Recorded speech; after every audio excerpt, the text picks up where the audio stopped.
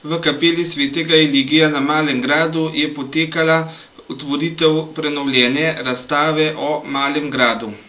Predstavljena je v slovenskem in angleškem jeziku, vsebuje pa predvsem ta umetnostno-zgodovinski oris kapele, ki je pripravila Nika Leben. Milan Sagadin iz Zavoda za varstvo kulturne dediščine pa je pripravil arheološki oris, ki pa ga bomo bolj podrobno predstavili potem še tudi v manjši brošurici, ki bo šla v kratkem. Besedilo je dvojezično, se pravi, je predstavljeno v slovenskem in angleškem jeziku.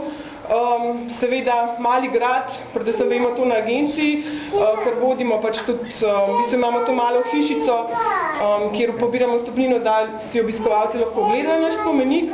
Se pravi, niso samo slovenski, ampak so tudi tuji obiskovalci in nad kapelo so vsi precej navdušeni, sploh vsi vemo, kakšno vrednost ta kapela ima.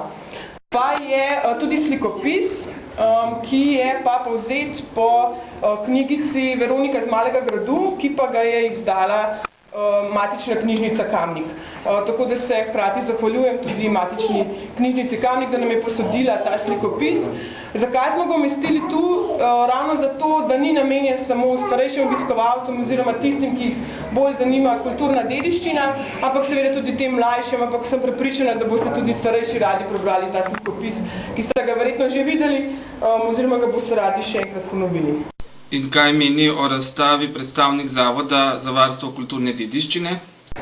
Najbrž ni treba posebej poudarjati, da je pač Mali grad eden osrednjih srednjeveških spomenikov srednjeveškega stavbarstva na Slovenskem in si zaradi tega res zasluži dostojno prezentacijo, ki nam je ni nerodno pokazati niti domačim zainteresiranim ali pa tujim turistom.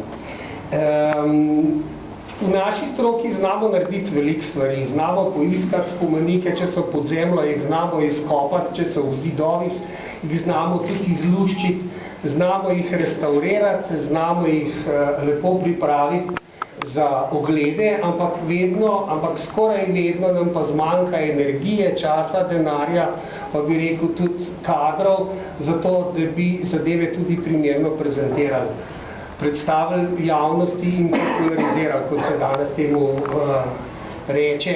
In zato sem še toliko bolj vesel, da je dr. Andreja Eržen pokazala res veliko, bi rekel, mero zanimanja, sodelovanja in pripravljenosti, da smo pač ta projekt skupaj pripeljali do konca.